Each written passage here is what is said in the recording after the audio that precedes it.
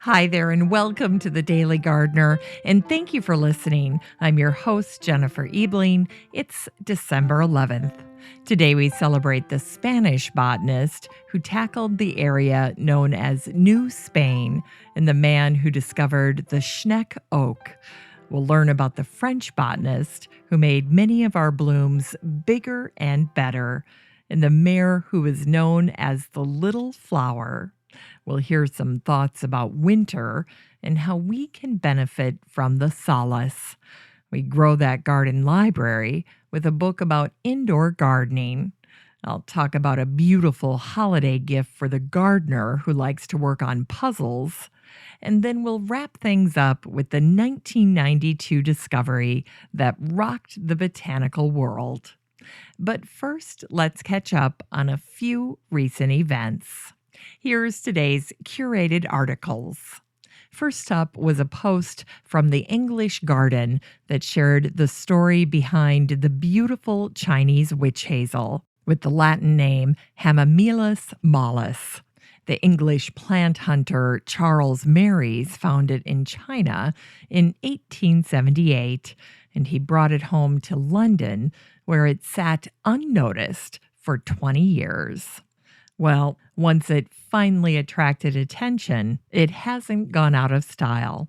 If you'd like to read this article in the Facebook group, just search for Hazel, and this post will pop right up. Then Kew Gardens shared a post recently. They actually had spent some time trialing some alternatives to potatoes. Now, it's hard to imagine life without potatoes as we currently know them, but that could happen if there's a potato blight or climate change causes some unforeseen circumstance where potatoes just no longer thrive. And so Kew set out to trial some potato alternatives, and they specifically focused on these petite, high-yield alternatives. There's a little tuber called the oca, and they have a lemony taste. And the other plant they successfully trialed is Mashua, and Mashua tubers have a peppery taste. Both are native to the Andes. If you're interested in reading this post for yourself, just search for potato in the free Facebook group for the show. And then finally, I stumbled on a fantastic post by a landscaping company called London Decorum. They were featuring a project that they had recently done. They called it the College Glen, where they redid this little area on a college campus. And I thought it turned out beautiful. They used honed sandstone for the walking areas, which will weather naturally. And it created this beautiful meandering path, which allowed students and faculty to kind of walk through the planting design. The beds featured lots of lavender, a wonderful natural aromatic that helps ward off mosquitoes and bugs, and at the same time attracting wonderful pollinators. Then they incorporated these big chunks of timber that were used for planting beds. And finally, to cap it off, they created a decking platform made from Siberian larch, which is just phenomenal. It doesn't need any oil. It just is left alone and it will gradually just silver down. And it's a great complement to the raised timber planters. Now, aside from the fact that this is a fantastic project that a homeowner or a gardener could look at and draw tons of inspiration from, I wanted to share it in the event that you might have some type of design or garden business, because I think this post is the perfect way to spotlight different projects that you might be working on. I thought they did a wonderful job. They shared pictures from the project, they described the project, and they even included a plant list, which is so thoughtful. Anyway, go ahead and check that out. I know you're going to love it. Tons of inspiration in this post. And if you want to search for it quickly, just type in the word college in the free Facebook group, and then you'll be linked directly to this post and you can look through it at your leisure. Now, if you'd like to join the free Facebook group for the show, it's very simple to do. The next time you're on Facebook, just search for the Daily Gardener Community and request to join, and then I'll admit you into the group, and then you'll have access to the entire group. You can interact with other listeners of the show. You'll have free access to all of the wonderful garden articles that I curate for listeners all week long. And you'll get to see those articles pop up in your Facebook feed, just like you do your pictures of your friends and family. It's a free and easy way to stay on top of what's happening in the world of horticulture. Here's today's brevities. Today is the birthday of the Spanish botanist Martin Sesse, who was born on this day in 1751. King Carlos III charged Sesse with identifying, classifying, and illustrating all of the plant species throughout New Spain. This was a tremendous request, but Sesse was the man for the job. He was excellent at training young botanists. He was a pragmatist, and he had a strategic mind. He made plans for a major botanical expedition of New Spain, which was composed of the southwestern part of the United States, Mexico, and Central America. The expedition was an elaborate undertaking, and the botanists and the rest of the company would not return to Spain for a dozen years. Sesse put together an A-team of botanists, including Jose Mocino and Vicente Cervantes, as well as a cantankerous naturalist by the name of Jose Martinez. A surgeon and naturalist from Madrid, Martinez wasn't suited to teamwork.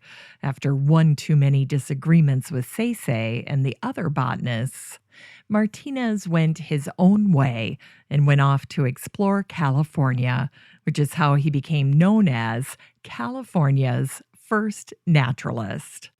As for Sesse and the other botanists, they conducted several plant collecting missions all over Mexico, which resulted in Sesse's most significant contribution to botany, a flora of Mexico. Of course, Sesse didn't do any of this alone. He collaborated with his team, especially Mocino and Cervantes. Together, they established the Royal Botanical Garden of Mexico City, and Cervantes ended up serving as its professor of botany. They also founded botanical gardens in Manila and the Canary Islands. Altogether, Sesse's team cost Spain nearly 400,000 pesos. Sesse's work could not have been done without the support of King Carlos III. Luckily, Sesse's significant endeavors were accomplished by the time Carlos IV ascended the throne in 1788. It turns out number 4 had little interest in advancing scientific knowledge.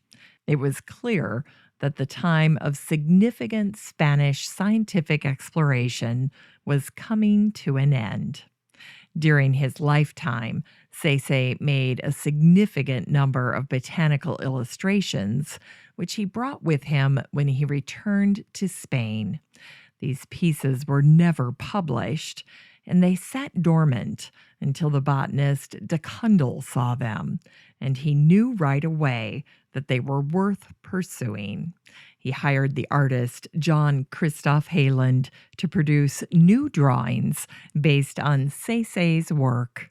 Today, Sesse is remembered most conspicuously by a dry gin that's made in Madrid. It's got a beautiful blue label. And today is the birthday of the Indiana physician, naturalist, and botanist Jacob Schneck, who was born on this day in 1843. After his service in the Civil War, Jacob decided to educate himself by going to school to become a teacher. After teaching for a short period, he decided he wanted to become a doctor. His teaching jobs allowed him to put himself through medical school.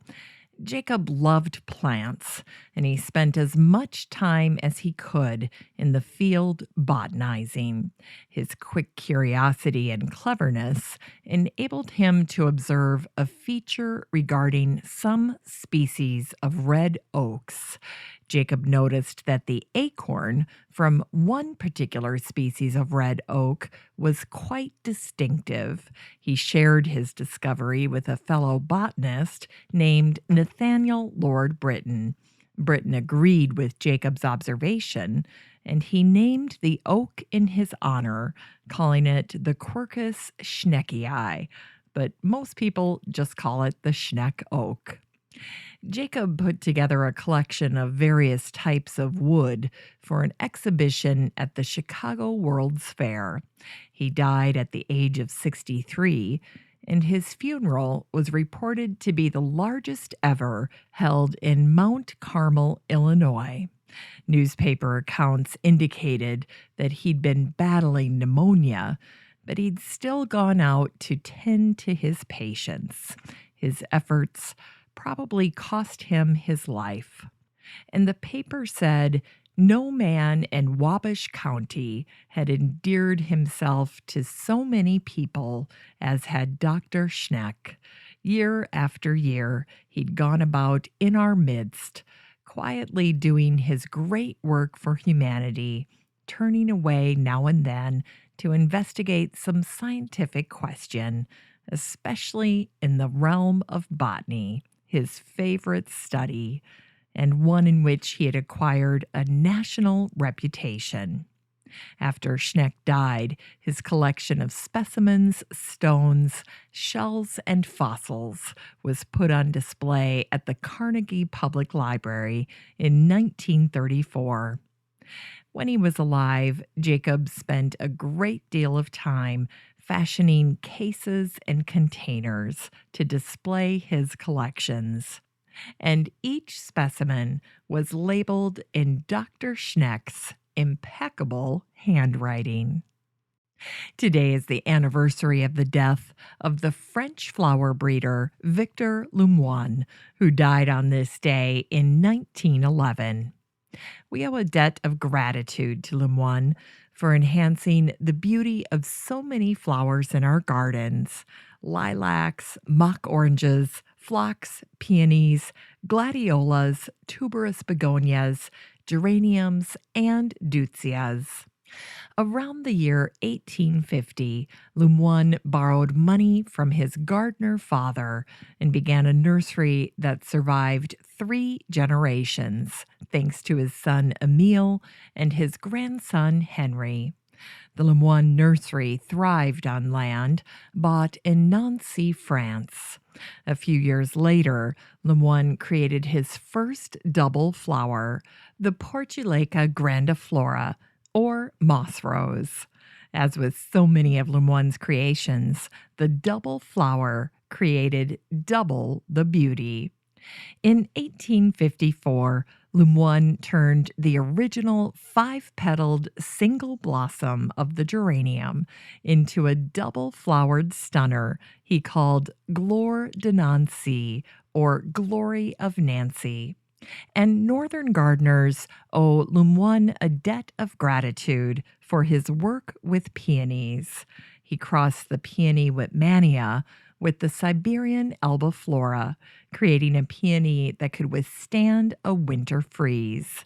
And Lemoine created some of our most memorable heirlooms: the white swan peony, the primavera with creamy white outer guard petals and packed with canary yellow petals inside, the blush-colored Solange peony, the pink Sarah Bernhardt, La Fille the fairy peony, and the creamy white Alsace-Lorraine peony. But it's the lilac that will be forever associated with Lemoine. Incredibly, Lemoine didn't start working on lilacs until he was almost 50 years old. That said, Lemoine's wife, Marie-Louise, was his tireless assistant when his eyes and fine motor skills were failing. She hand-pollinated the little lilac flowers and aided both her husband and her son with hybridizing. Lemoine worked magic with lilacs. He made them bloom earlier and later. He improved the quality of the bloom, and he expanded their color spectrum. He grew the very first double lilac, and by the time the Lemoine nursery closed its doors in 1968, the Lemoines had bred 214 new cultivars of lilac. And today it's a happy birthday to the little flower, aka Fiorella LaGuardia, who was born on this day in 1882 on Sullivan Street in Greenwich Village. Mayor LaGuardia was often referred to as the little flower because his first name, Fiorella, means little flower in Italian. Although the reference could be construed as a slight for LaGuardia's short stature, he was only 5'2". But the term little flower became an ironic endearment as LaGuardia had a larger-than-life take-charge personality. Little Flower is remembered for his desire for justice and fairness. He was a champion of the working class and immigrants. He died at the age of 64. In Unearthed Words, here are some thoughts on winter.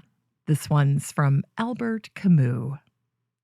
In the depths of winter, I finally learned that within me there lay an invincible summer. And here's a rare, serious passage from the gardener Ruth Stout. There is a privacy about winter which no other season gives you. In spring, summer, and fall, people sort of have an open season on each other. Only in the winter in the country can you have longer, quiet stretches when you can savor belonging to yourself. It's time to grow that garden library with today's book, Countertop Gardens by Shelley Levis. The subtitle for this book is Easily Grow Kitchen Edibles Indoors for Year-Round Enjoyment.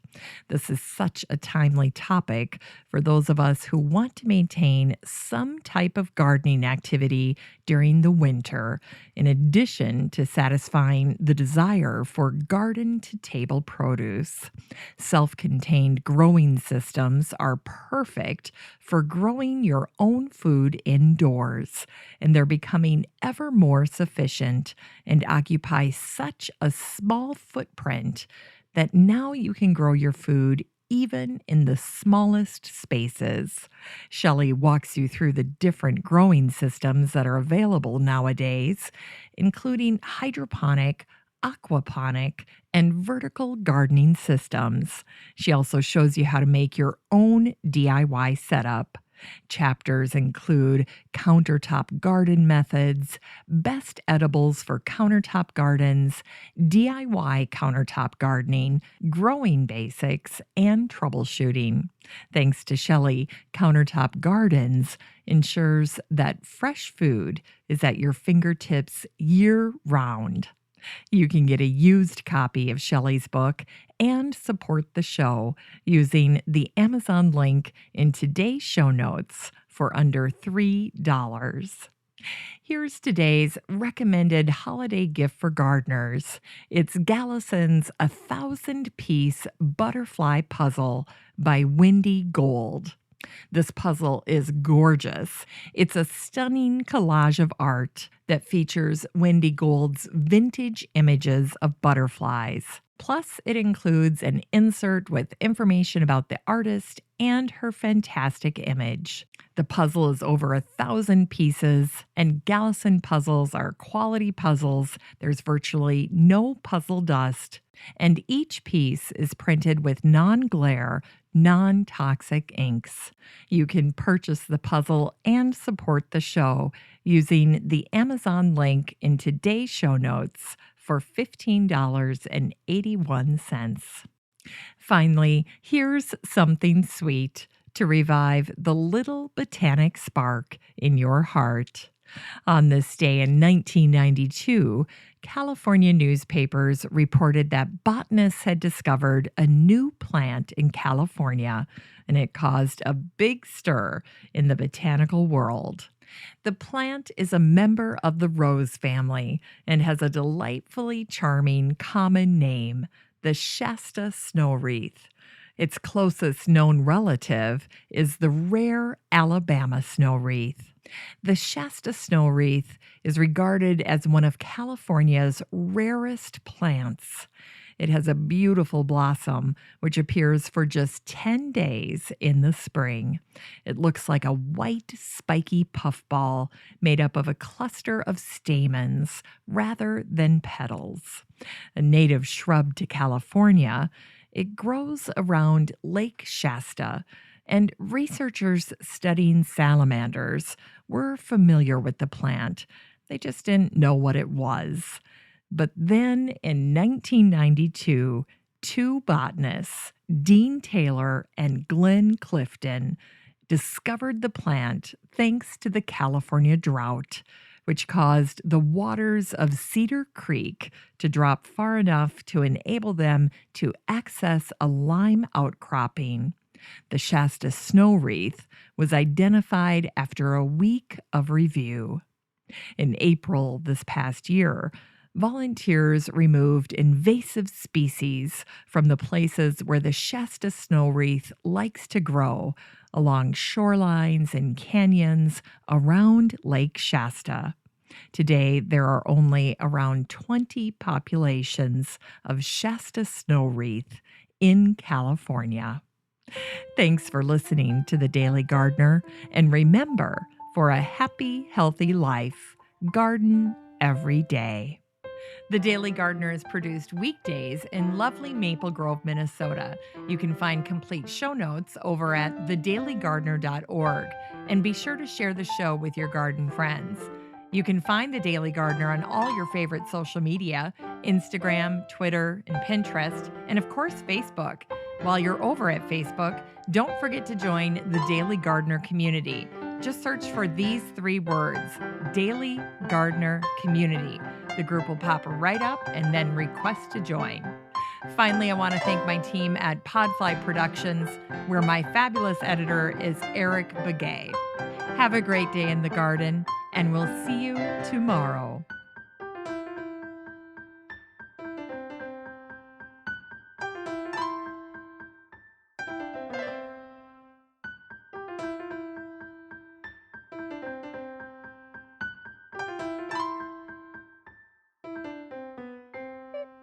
Luckily, here we go. And today is the birthday of the Indiana physician, naturalist, and botanist, Jacob Schenck. Schneck Oak. Schneck. Today we celebrate this. Okay, we're going to do this again. Here we go. Today is the anniversary of the death of the French flower baiter, Victor Lemoine. Portulaca. Happy birthday, Fiorella. We're going to start this again. Nope.